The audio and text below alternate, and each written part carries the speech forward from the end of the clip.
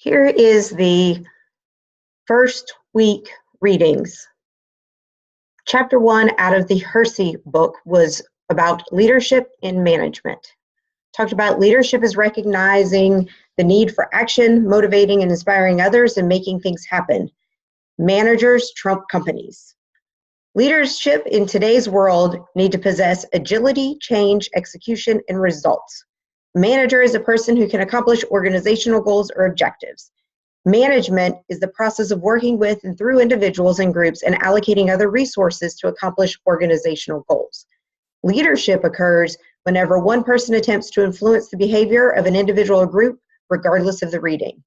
A leader is a person who sets the direction and aligns and inspires others to follow. So on page 5, table 1-1, there's top 10 leadership and management concerns. And table 1-2 is best manager behaviors. Please take a look at that.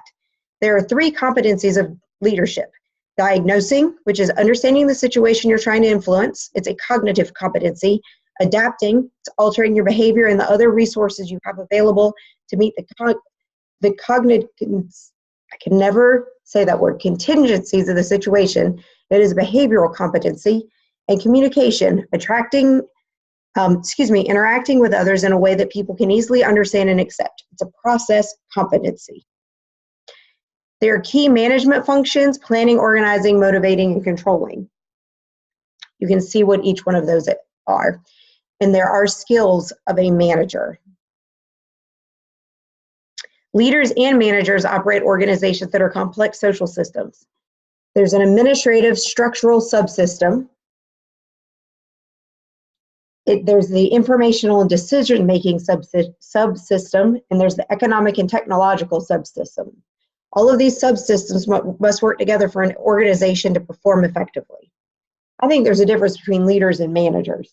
To me, leaders are inspirational, they're visionary, they are ones who empower staff. Managers are people who just get the task done. Managers are those who run buses effectively. Managers are those who handle school maintenance. Sometimes as an administrator, you have to manage, and then you also have to lead. I believe good administrators are able to do both, know when to do both, and when they need to either just manage or just lead. We also read Glickman chapters 1 and 3, not chapter 2. You can read chapter 2, it's not a bad chapter, just doesn't have a lot of information. So it talked about supervision for successful schools. You notice that vision is capitalized. Gave a couple of examples of a conventional school, a congenial school, and a collegial school. Of course, we're all trying to be a collegial school. Supervision is to watch over, direct, oversee, and superintend. And supervision is a common vision of what teaching and learning can and should be developed collaboratively by formal designated supervisors, teachers, and other members of the school community. On page 9, figure 1.1, there's supervision and successful schools. Talked about the exception, what schools can be. What is a successful school? A lot of us talk about successful schools, but have we ever defined it? So here it defines what a successful school is. Also talks about effective schools research and how it has changed. So what's the difference between effective schools research versus school improvement? Effective schools research asks, what do effective schools look like? It did not take into consideration the differences in socioeconomic status, rural versus urban, and etc. It looks at the inputs, the throughputs, the outputs, and emphasizes the organizational structure. And it takes statistical snapshots of performance measures and their correlates. School improvement research asks, how do schools improve over time? So it looks at schools that have transformed, have changed over time. It's concerned with a long-term growth. And on page 34, figure 3.1 has characteristics of improving schools. There was an article for you to read this week on the major leadership theories, and there are 8 theories about leadership, and they are listed here. The great man theories. This assumes that the capacity for leadership is inherent, that great leaders are born and not made. Trait theories assumes that people inherit certain qualities and traits that make them better suited for leadership. Contingency theories focuses on variables like environment that might determine which particular style of leadership is best suited for the situation. Situational theories. Leaders choose the best course of action based upon the situational variables.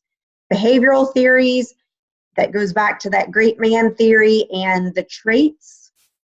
Participative theories, the ideal leadership style is one that takes the input of others into account.